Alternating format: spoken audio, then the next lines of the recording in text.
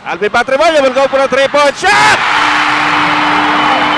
What a big one! That was a big one by Alvin Patrimonio. Apat na lang ang abante. At Alaska Milk, tingnan natin to. At buhay na naman ang Pure Foods. Nakita natin kanina, the pick set by Jerry Cordillera. Alam na natin kung sino titira sa Pure Foods. Guns in his last 4 games. Hoy! Average. Oh! Johnny Abarrientos recovering it at the end line. Forward pass to Bong Hawkins. Hawkins out to Jojo Lastimosa. Lastimosa with a pirouette. Balik ulit kay Johnny Abarrientos. Sabi ni Johnny, huwag tayo magpapanik. Abarrientos! Whoop, whoop, whoop, whoop, whoop. Offensive foul is going to be called on Johnny Abarrientos. 15 seconds to go. Patrimonio sees Ravena underneath. Ravena, hirap na hirap. Pero pinasok ang bola. Bong Ravena. At so far, wala pa masyado nangyayari. Pero ito, baka sakali. Ray Evangelista with the steal. Binigay kay Bong Ravena. Yes! Yan ang pinapakita ngayon ng Pure Foods. Jerry Cordillera trying to keep it alive. Merong foul on Bong Hawkins. As Cordillera went up with that offensive rebound. We're starting the fourth quarter of this first game in the best of 7 championship series between Alaska Milk and the Pure Foods TJ Hot Dogs. And Pure Foods certainly in dire straits. At the moment, naalala mga po sila ng 16 na punto sa pag-uumpisa ng fourth quarter. At wala po pong ikangang nakikita tayong panlulumo sa panig ng Alaska. Talagang tuloy-tuloy ang kanilang magandang laro. Pero nanito, isang fast break play for Pure Foods. Santos got it on the second try. Humingi ng foul. Walang tinawag. Nakikita po ninyo si Mr. Rene Montemayor, ang big boss ng Pure Foods, looking very worried. Kanina naman si Chairman Teddy Di Mayuga ng PBA. Of course, sa Pure Foods din po yan. Clear steal by Olsen Racela, pero merong foul na tatawagin. Frustrated si Olsen Racela noon. The shot clock was down to 8. Alam mo, marami siguro magtatanong ngayon nung nasa isip nila, ano kaya magiging sanctions kay Glenn Capasa? Sa palagay mo, meron kayang mangyayari o maapektuhan kaya yung kanyang laro dito sa championship? Well, I really don't know kung anong desisyon ng PBA commissioner, pero palagay ko, tatawagan nila si Glenn Capasio. Siguro they will create a committee to look into it, or the commissioner might just render a decision on the penalty immediately. Maganda siguro kung malaman natin kay commissioner, but I'm sure whatever decisions or sanctions will be made will be announced after this game. Siguro maybe even the day after. Well, if you just tuned in, ladies and gentlemen, kanina po medyo malaking pangyayari yun sapagkat naramdaman ni Glenn Capasio na pinundul siya ni Hawkins at bigla siya nag-react by hitting Bong Hawkins in the face. At he was called he was charged with a flagrant foul. Pero alam natin, importante po yan si Glenn Capasio para sa kapunan ng Pure Foods. Especially yung kanyang outside shoot. Tsaka clutch scorer si Glenn Capasio. Maganda rin ang depensang nilalaro ni Glenn Capasio. So he will be missed. Ilang beses yung naging member yan ng All Defensive Squad. Meanwhile, ito si Rodney Santos, he started to pick up his offense only with 5 points, but 3 scored here in the fourth period. Well, nagbintis pa siya doon sa free throw. 13 puntos pa rin po ang abante ng Alaska Milk. 10 minutes and 46 seconds to go in the fourth quarter. And this is how they scored. Nakita po ninyo in the first 3 quarters. At lamang na lamang po ang Alaska. Unti-unti po lang iniiwanan ang Pure Foods TJ Hot Dogs. Tsaka you notice in that scoring by periods, itong Alaska has not scored less than 20 in a quarter. Ito naman Pure Foods has scored less than 20 twice. At dito, labanan sa rebound ni Patrimonio at ni Kevin Ramas. Naisa hampas si Patrimonio ni Ramas. Natapik pa naman si Patrimonio ang bola, so it will stay with Alaska Milk. Narito ngayon si Ruel Gomez. At binibigyan po niya ng mahalagang minuto ng pagpapahinga si Jojo Lastimosa. Hawkins, blocked inside. Narito ngayon si Racela, zigzagging into the front court. Racela pa rin, tuloy-tuloy! Wala. Hawkins para sa rebound. Pure Foods just can't crank it up. Ruel Gomez, binabantayan ni Patrimonio.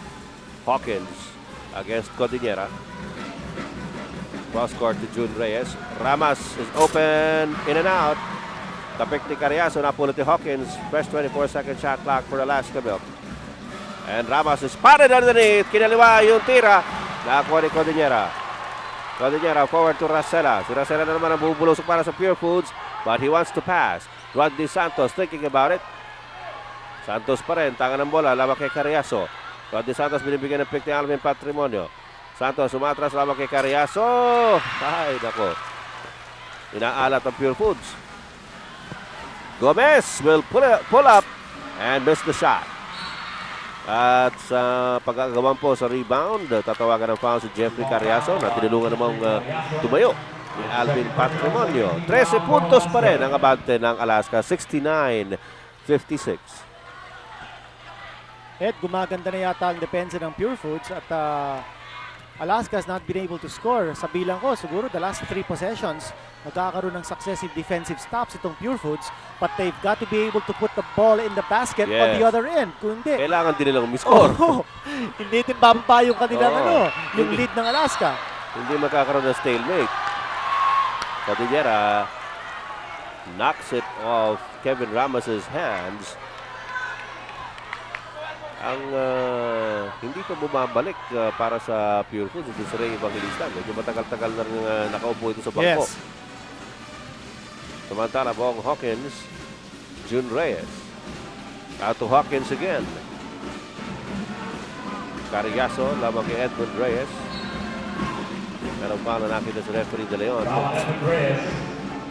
Ito na si Ray Evangelista, tinapik ni Coach Chot Reyes.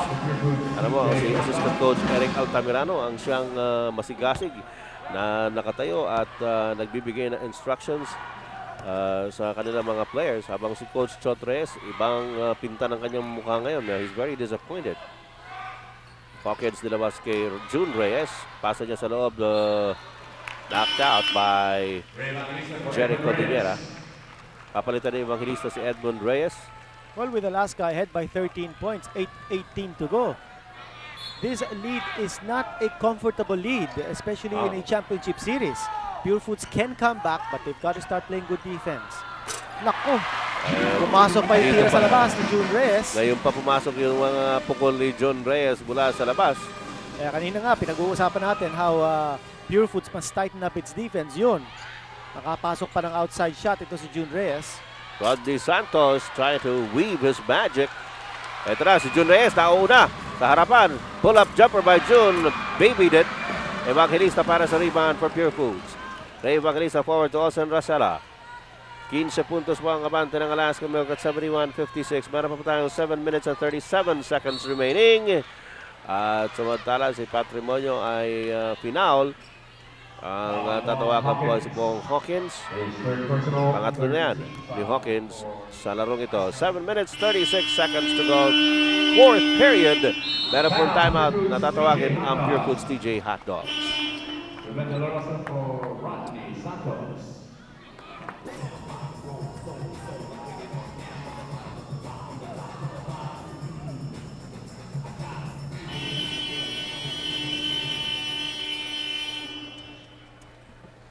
Tuloy-tuloy po ang labanan para sa kampiyonato ng All-Filipino Cup for 1996.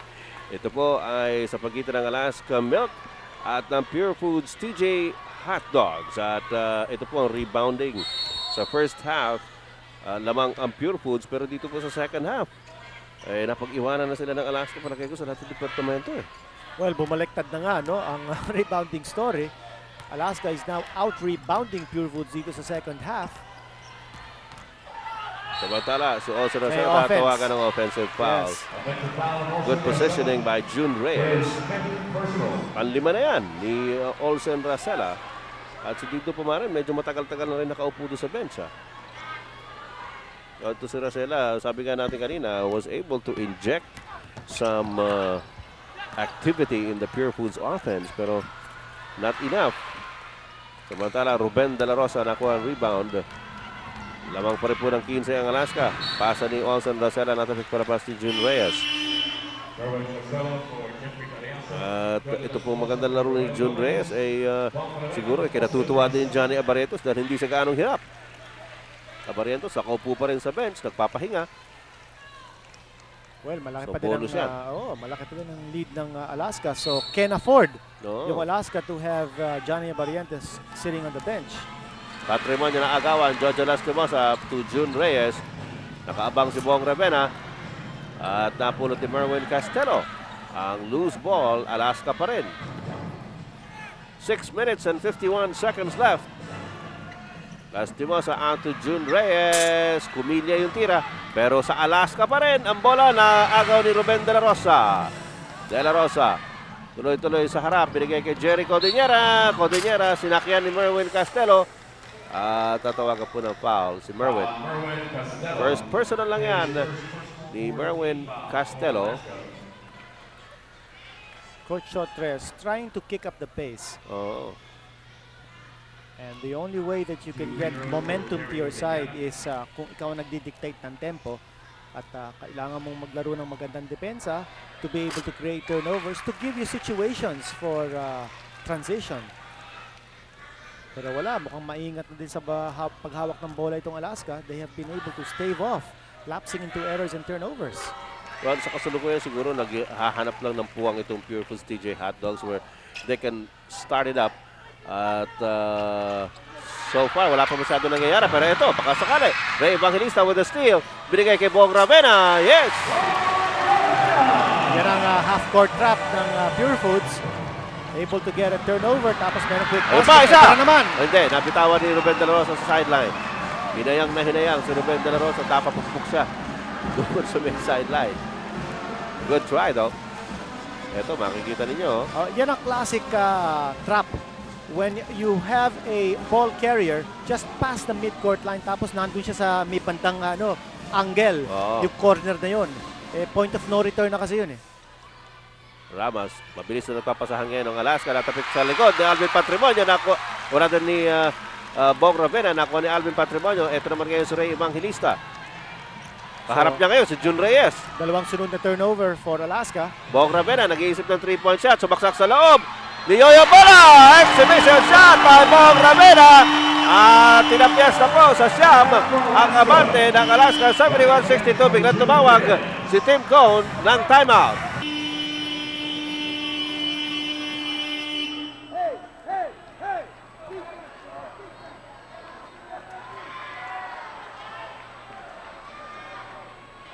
Naibaba na po ng Pure Foods ang lead to just 9 points on this particular play. Nakita po ninyo si Bong Ravena. Tumupi pa sa ere. At ito, tuloy-tuloy ang half-court trap o ang full-court press ngayon ng Pure Foods. At meron foul na tatawagin si referee Ernie De Leon. Napapadyak si Jerry Codinera dahil pang-apat na niya yan. Pangatlo namang team foul yan ng TJ Hot Dogs. Siya nga pala, doon po sa hindi nakapanood kanina sa first game, exciting din po yung nangyari doon sa fight for third. Ang third place po, dahil knockout game lang po yun, ay napunta sa San Miguel Beer. Pero not without some very intense play. At 100-99, yun ang naging score. Samantala, 8% pa lamang dito sa fourth quarter ng Alaska on field goals. 1 out of 13 yata. 1 out of 13 ang pinapakita ng Alaska. Yun. Mintis na naman. Oo, 1 out of 14. At pinulot ni Ray Evangelista ang bola. Nabigay kay Bong Ravena. 7 na puntos na lang po ang abante ng Alaska Milk down from 18. Gumagana na ang depensa ng Pure Foods and the Juicy Hot Dogs. Oo. And this is also the reason kung bakit bumalik na si Johnny Barrientos sa laro at pinaupo na muli si June Reyes. 11-2 run ang ginawa po ng Pure Foods TJ Hot Dogs. They were behind by 18 just a moment ago at 69-51. Pinapik para ba sa Bong Hawkins ang inbound. So Patrimonio will now. Meron po tayong 20-second timeout na tinawag si Coach Chot Reyes for some last-minute instructions. Sa kasalukuyan po, meron pang tigatlong timeout. Tama ba yan? Tama ba yan? Tigatlong timeout pa ang Alaska at Pure Foods. Yes. Dahil 7 timeout natin, 7 full timeout ang binibigay dito po sa championship. Sa finals, tama yun. At Kapwa po merong 4 na team foul ang Alaska at Pure Foods with 5 minutes and 10 seconds remaining. Well, yung Alaska, binalik na yung 4 top players ni Coach Tim Cone. Oo. Carriazo, Lastimosa, Hawkins, and Barrientos combining forces with Kevin Ramas. Ito na sa Patrimonio. 4 seconds on the shot clock. Patrimonio will have to put it up. Wala. Big rebound by Ruben De La Rosa. Pero natapik palabas ni Johnny Abarrientos. It'll stay with the TJ Hot Dogs. They've got a fresh 24-second shot clock. Big gamble on the part of Coach Chot Reyes here to go with a tall lineup. Wala siyang natural point guard. Siya Nakaupo nga, si oo. Dindo, nakaupo si Olsen. Si Ravena po ang point guard ngayon ng Pure Foods on the floor. Evangelista binigay kay Patrimonio laban kay Hawkins. Patrimonio gets a clear shot. Yes! At nabuhay bigla itong mga fans ng Pure Foods TJ Hot Dogs. 7 na lang ang kabante ng Alaska at 4 minutes and 45 seconds remaining. Alaska scoreless in the last 3 minutes. Alright, narito ngayon si Johnny Abarrientos laban kay De La Rosa. At dikit na dikit ang depensa ni Ruben De La Rosa. Tatawagan siya ng foul. First team foul ng Pure Foods. 4:36 left. Medyo matagal-tagal na itong katahimikan ng Alaska. Ito last card na ni Coach Chot Reyes. Oo. And he's putting all his aces on playing good defense. Lastimosa. Oh, Ibong Ravena na tapik yung bola. Defensive stop once more. Matagal-tagal pa rin itong stretch na hindi nakakascore ang Alaska. 7 na lang ang abante ng Alaska Milk. Alvin Patrimonio will go for a 3-point shot! What a big one! That was a big one by Alvin Patrimonio. 4 na lang ang abante ng Alaska Milk. Tingnan natin to. At buhay na naman ang Pure Foods. Nakita natin kanina, the pick set by Jerry Cordillera. Alam na natin kung sino titira sa Pure Foods, but the defense did not react. Alaska calls a timeout.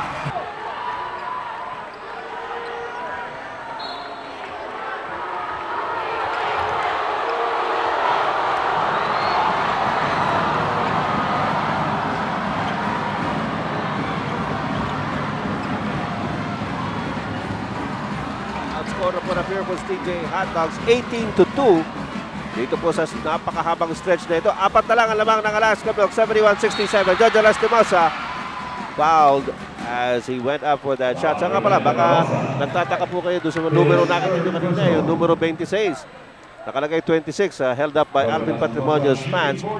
That's the number of points that Alvin needs now to score his 10,000th career point here in the PBA. So nagbibilang po yung mga fans ni Alvin. Nung pagpasok po sa umpisa ng laro, 38 po lahat yan eh. Ngayon, si Patrimonio po hindi.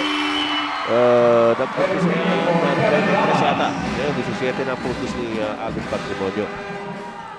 Lastimosa finally breaking a cold spell for Alaska. 5 minutes, wala pong puntos itong Alaska. And finally, ito si Jojo Lastimosa scoring from the stripe. Anyway, mga kaibigan, meron po timeout si Coach Chot Reyes.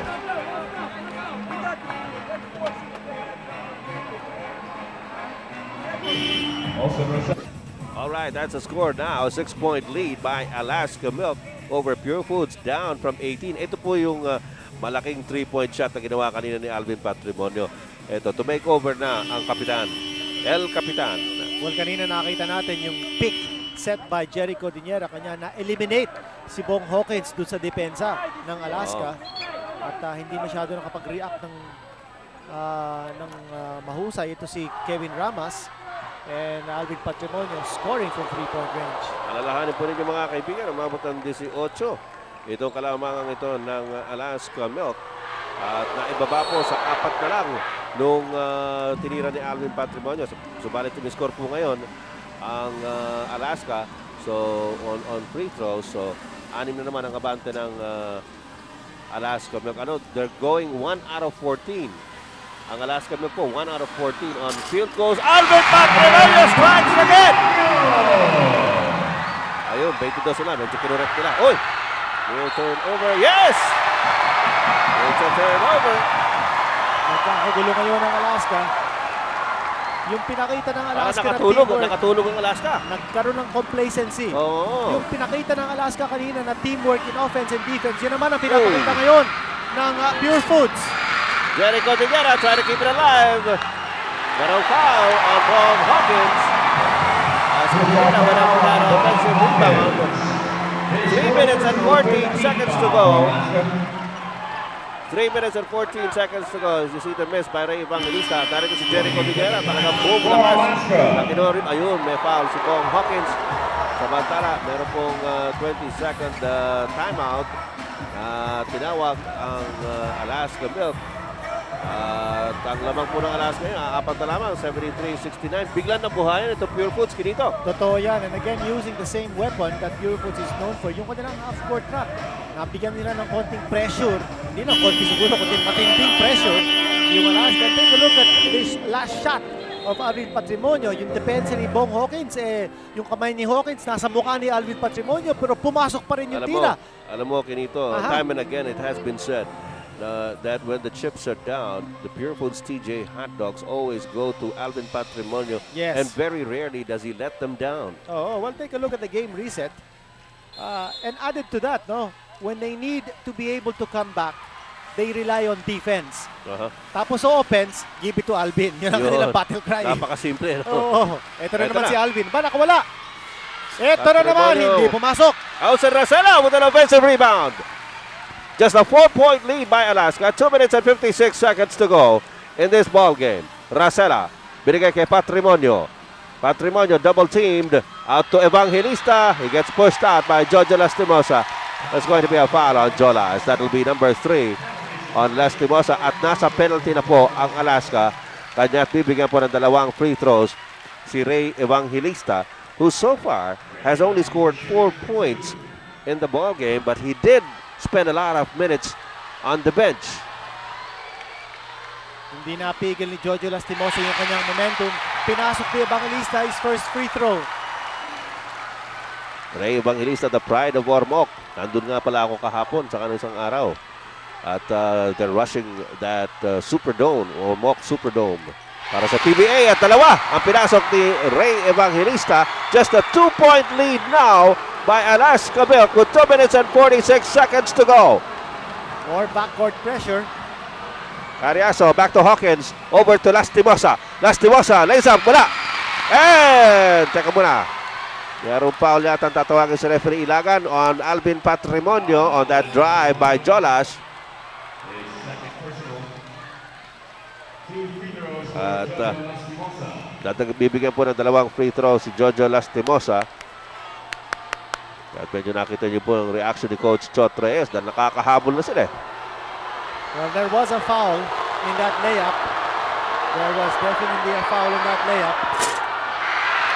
Tira naman ni Lastimosa, kumalong muna bago pumasok. Medyo pinasususpense pa. Oh, kanina tumama yung mga paraso eh. When Jojo Lastimosa went up for that layup, kanya tama naman yung tawag. Well, Chot Reyes doesn't seem to agree. Oh. Well, Alaska only 1 field goal in this quarter so far. A lot of the points coming from the free throw line. Well, yeah, because Alaska ended the third quarter with 69 points so far with more than 9 minutes of action. 6 na puntos pa lamang ang kanilang ini-score. 2 minutes and 19 seconds to go. Patrimonio sees Ravena underneath. Ravena, hirap na hirap, pero pinasok ang bola. Ball Ravena. Down to a 2-point lead once again by Alaska. Magkaya possession. Johnny Abarrientos, hinahabol ni Alcen Racela. Partner, yun ang sinasabi natin kanina. Ito si Alvin Patrimonio. Kung siya nadodouble team, siya ang napapasahan. As we go to the last 2 minutes of the game, brought to you by Tanduay Rum 5 years Junior Lapad. Tanduay, the #1 rum. At ito na, pagkakataon ng Pure Foods by Cariaso with a steal. Big steal by Cariaso. Jojo Lastimosa, pagtawid ng linya, pinaul. At bibigyan po yan ng 2 free throws. Bong Ravena picking up his 4th personal foul. Ito, yung foul ni Bong Ravena. Prior to that, a big steal by Alaska. as Pure Foods was going to its front court. Hinahanap ng Pure Foods ang equalizer. But now it's in the hands of Lastimosa to stretch the lead. Okay. Lastimosa. At nakikita po rin yung mga yan, yung replay nung steal ni Jeffrey Cariaso. Ang layo ng pinanggalingan, no? But he kept his composure. Yan ang masasabi mo rito kay Jeffrey Cariaso. He's all heart. Oo. Aggressive, tsaka hustle. Oo. Jeffrey Cariaso. Yan palagay ko, one of the plays of the day. Oo. Ay yung ginawa ni Jeffrey Cariaso. Dahil ang momentum nasa Pure Foods na noon, and they could have taken the lead. At worst, even up the count. Olsen Rosella, look away pass to Bong Ravena. And there's going to be a foul on Jojo Lastimosa. Well, hinahanap nila si Bong Ravena sa loob. You see that bullet-like pass. Ravena parang kiti-kiti yan Nakakahanap ng pagkakataon to score from up close. And of course, the defense of Alaska is concentrated on Alvin Patrimonio at si Jericho Piñera. Kanya nakakawala ito si Ravena sa ilalim. Bong Ravena very calmly sinks the first free throw. Cuts the lead down to 3. 77-74. 1 minute, 29 seconds remaining in Game 1 of the best-of-7 championship series. Well, patuloy ang napakagandang opensa ni Bong Ravena. As we mentioned back in the first half, ito si Ravena has been doing great guns in his last 4 games. Oh! Johnny Abarrientos recovering it at the end line. Forward pass to Bong Hawkins. Hawkins out to Jojo Lastimosa. Lastimosa with a pirouette. Balik ulit kay Johnny Abarrientos. Sabi ni Johnny, huwag tayo magpapanik. Abarrientos! Whoop, whoop, whoop, whoop, whoop. Offensive foul is going to be called on Johnny Abarrientos. And that's a big call. Abarrientos forcing the action that time. Nahuli po natin ulit. Yun. He used his shoulder to gain some advantage in position. Siya tuloy ang natawagan ng foul. We have a timeout by Tim Cone.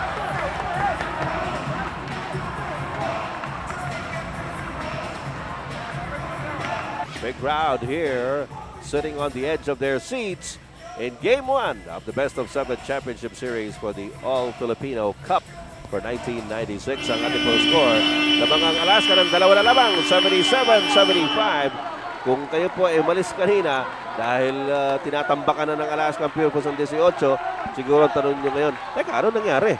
Ito nangyari. Fourth quarter field goals. Yung Alaska, 1 out of 16, 6% shooting. And most of the points of Alaska coming from the stripe dito po sa fourth period. At the Pure Foods naman, actually hindi masyadong maganda rin yung kanilang field goal shooting, but certainly better than 6%, 41%. Malayo-malayo Pure Foods, oo. Okay, pagkakataon ngayon ng Pure Foods na either tumabla or lumamang. Kanina pa po sila pinag-iiwanan ng Alaska. But this is a searing comeback by the Pure Foods TJ Hot Dogs. And this guy, this man, has been at the forefront of it. 4 seconds on the shot clock. So has Bong Ravena. Ravena has played an excellent game tonight for the Pure Foods TJ Hot Dogs. Legal defense on Ponchino. So meron po technical free throw. Si Alvin Patrimonio. Tatapyasin po niya. Pipilitin niya tapyasin itong 2 puntos sa kalamangan ng Alaska. Well, tapos sa kanila pa bola. Yes. One free throw on the technical by Alvin Patrimonio. Oh boy. Oh. Medyo nakapaggigilalas po itong nangyayari dito. Akala natin kanina, in the bag na para sa Alaska. Palagay ko, yan din ang akala ng Alaska players. Oo. Kanya they played complacent at hindi na sila naging agresibo, no? In the fourth period, they played very tentative. Evangelista, Torasela. They've got 10 seconds on the shot clock. Remember both teams in the penalty. Ravena handing it off. Ball goes out in favor of Pure Foods. Only 4 seconds on their shot clock. Ravena actually had the shot, elected to pass off. He was already mid-air. Just a 1-point lead by Alaska, 77-76. 26 seconds remaining. Cliffhanger na naman po ito. Patrimonio! No!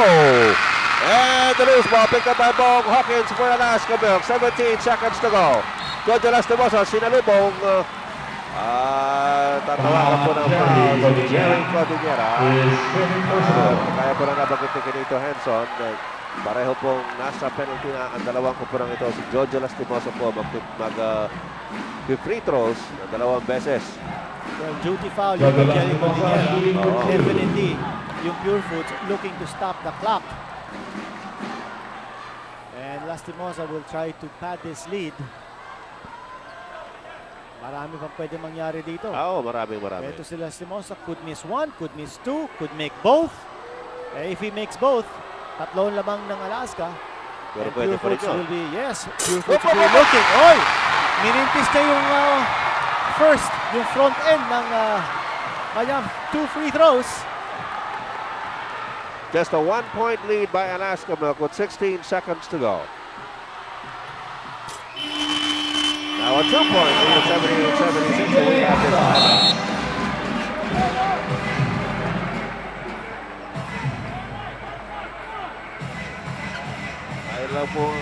We will hang on to the air as medyo kukunti na lang po ang oras na nananabi ito. 16 seconds, 2 puntos sa kalamangan ng Alaska Milk at sa Pure Foods TJ Hot Dogs ang bola. Nakikita po ninyo si Coach Chot Reyes.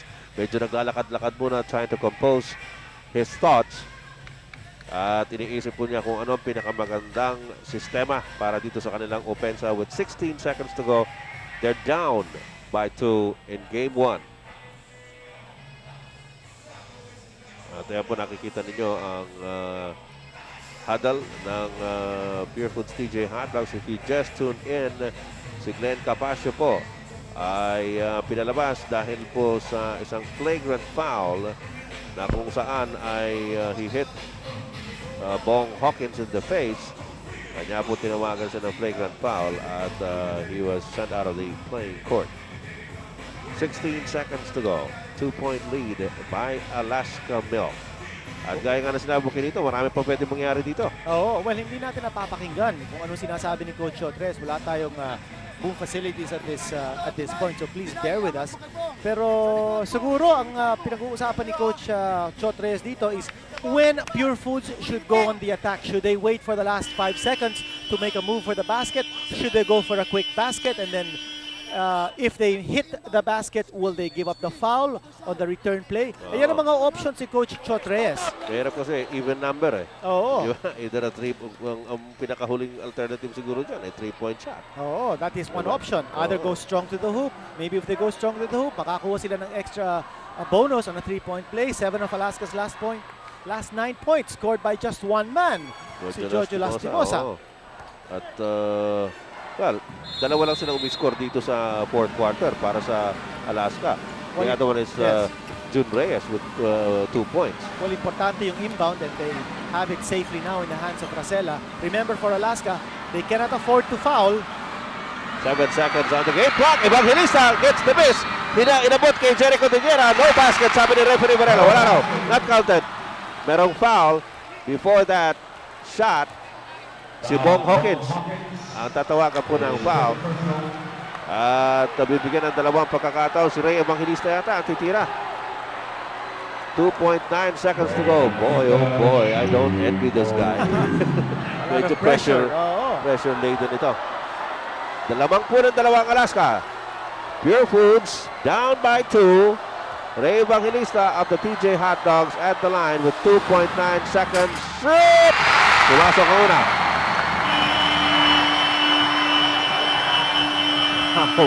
How much more suspenseful can a game get? At ang tumawag po ng timeout ay si Coach Tim Cone. At as usual, we will hang on to the air. And this is another cliffhanger. Another classic in the PBA Championship Series. Game 1 ng ating pong best of 7 para sa All-Filipino Cup. Isa na lamang ang abante ng Alaska Milk. Meron pang isang free throw si Ray Evangelista. Isa pang free throw. Kung mamintis niya yan at makuha nila rebound at ma-shoot nila, may mananalo sila. Sandali lang.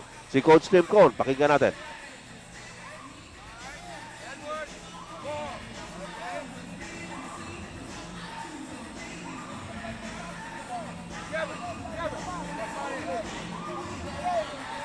Jojo. All right.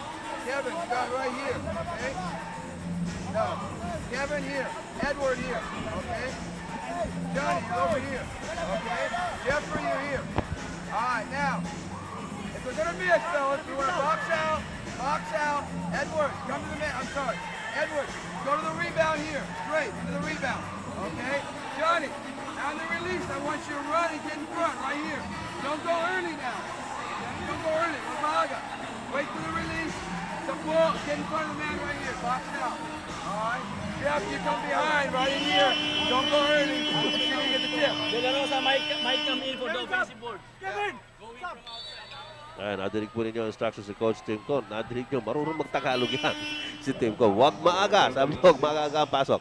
Well, A if I- 1-point lead by Alaska. If I understand Yes. Coach Tim Cohn, I think what he wanted to brush up with his players is kung sakasakali man magmintis ito si Rhea Oo. Evangelista, dapat makuha nila yung rebound. Oh, Because kung definitely. makuha ng Pure Foods ang rebound, Pwede ang sila manalo offensive na. rebound, Oo. yes, they can win it outright. And remember, may isa pang timeout itong Alaska. And Evangelista, he misses! Oh! Johnny At nakuha Abarrientos ng gets Alaska. the rebound! And they win! Well, si Evangelista, averaging 55.1% from the free throw line. Kanya siguro, alam ni Coach Tim Cohn that in the law of averages, baka magbintis ito si Evangelista. He designed the play for Alaska to make sure it gets the rebound at hindi makuha ng Pure Foods kung sakasakali man magbintis. Ito, tingnan po ninyo. Well, you can't blame this guy. Yes. Talagang napakabigat po ng pressure dito sa tirang ito. Pinasok niya yung una. Ito, monting kumako ni Alvin actually. Yes. Medyo malakas lang yung talbog ng bola, kanya lumusot sa mga kamay niya. Well, whatever it is, nakita po naman natin na kahit ano po pwede mangyari dito sa seryeng ito. The Pure Foods TJ Hot Dogs were down by 18. Everybody thought it was going to be a walk over victory by Alaska Milk, pero hindi po ganun ang nangyari at humabol ang Pure Foods. Anyway, final score 78-77. Ronnie Nathaniels is now with a very relieved Tim Cohn. Ronnie? Coach, you escaped by the skin of your teeth. You can say that again. Yeah, we did. And first of all, Pure Foods had a lot of class coming back. You know, they had some things go wrong in the third quarter, and I was sitting there saying, "It's too easy. It's not going to. It's not going to end like this. Pure Foods is going to make a run at us." And I was hoping we could hang on, but you know, we just got lucky with JoJo missed a free throw, and then Ray came down to miss a free throw. So we still got our 1-point lead and won the game. What happened in that last quarter? I mean, you shot miserably. Well, I think that in the third quarter we started to feel the game was won, and Coach Chut did something really smart. He took out all of his starters, let his bench play, and then our intensity went down as their bench came out. We started thinking they're quitting, they're giving up. And the start of the fourth, he brought back Alvin and Jerry, and they got a couple of steals going. We couldn't pick up ourselves to go again, and they just did a great job with the press and taking us out of our offense. You know, it's hard when they're pressing and you're trying to protect the lead, and I think that's what happened. We just kind of panicked. We stopped being aggressive and going at them like we were earlier in the game against their press. Early in the game, you looked very, very deliberate, very methodical, and very good, as a matter of fact. Yeah, we were doing exactly what we wanted to do, and we got that lead and kind of softened up. And when we needed to do it again, that's the problem with turning on the switch and turning off the switch. You know, we turned it off for a little bit there, and we couldn't get the engine started again to go at them. Was that incident between Glenn Capascio and Hawkins, did it in any way affect the rhythm of that team? No, because we went out and extended our lead after that point. No, I don't think that had anything to do with it. I mean, the referees made a good call on it. They saw what happened. They kicked them out of the game, and I'm real pleased with the call and what happened. Our team was, and we had nothing to be angry about. But it felt kind of like at that point, Pure Foods was ready to kind of like, let's wait for game two. And that gave us the feeling that we were just going to kind of walk through here. And if anything, that's the feeling we got at that point. That's what gave it to us. Well, winning game one in a best-of-7 series doesn't guarantee anything. But you take it any way you can, obviously. In our 3 championships, we've lost a game one twice. And 3 times we've won the championship. So winning, like you said, getting game one is nothing. And they're going to come back a little bit more prepared than what we did today. And we're going to take a good look at our press break and try to do some, make a few adjustments tomorrow morning in the practice. But You know, this is the way it's going to be. It's going to be a small, 78, 77. Everybody's going to bleed for their points. It's going to be a struggle each time down the floor. And the team that withstands the struggle is going to win the series. Thank you very much, Coach. Congratulations. You go talk to the press boys, and we'll take a break and come back in a moment.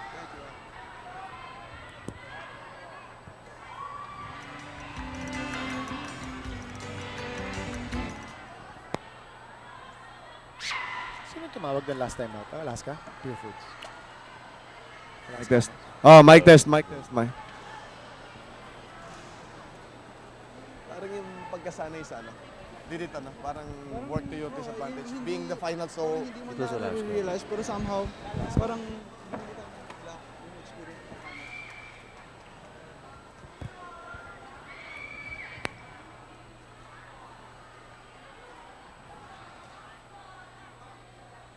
There you go. Alaska Milk was able to pull this one out of the fire. Bigla pong rumakasa yung Pure Foods last quarter. Alaska winning it by 1 point, 78-77. Gaya na sinabi natin, lumamang ng 18 ang Alaska pero humabol Pure Foods but they were not able to take the lead. Okay, ang ating pong Gilby's Choice Player of the ball game, none other than the captain of Alaska himself, Jojo Lastimosa, scored 24 points, 2 rebounds, 3 assists, 1 steal, and 1 block. Certainly did a yeoman's job in the fourth quarter trying to keep Alaska, to stave off the attack of Pure Foods. And Chino Trinidad is with him right now. Chino? alam nyo pagka fourth quarter kung kanino kayo pupunta. Si Jojo Lastimosa and Joe. Iba yung game na pinakita mo, but before that, yung Alaska was shooting what? 6%, 8% most of the time doon sa fourth quarter. Saan kayo nagka-problema? na wala yung aggressiveness namin sa offense namin. Masyado kaming inaalagaan yung bola. Unlike ng first half na pag tinrap nila, although yung trap nila medyo hilaw. So medyo naging aggressive kaming point na yun. But sa second half, maganda yung adjustment na ginawa nila. Medyo aggressive na sila masyado sa trapping na which kami naman, hindi na kami makaset, nalilito na kami. Tapos pag maganda yung scrambling nila nung last quarter. So you Joe, ano ba ito? Attitude ba ito? Pag fourth quarter, it seems na always ikaw ang pupuntahan ng team. Ini-expect mo ba ito na going to the last 4 minutes? Basta winning time is Jojo Lastimosa's time. Not really at this time na nandun si Johnny, si Bong, si Jeffrey and the other guys. Siguro it was time for me na siguro to shine because for me ito lang yung pinakamagandang game ko itong season I guess.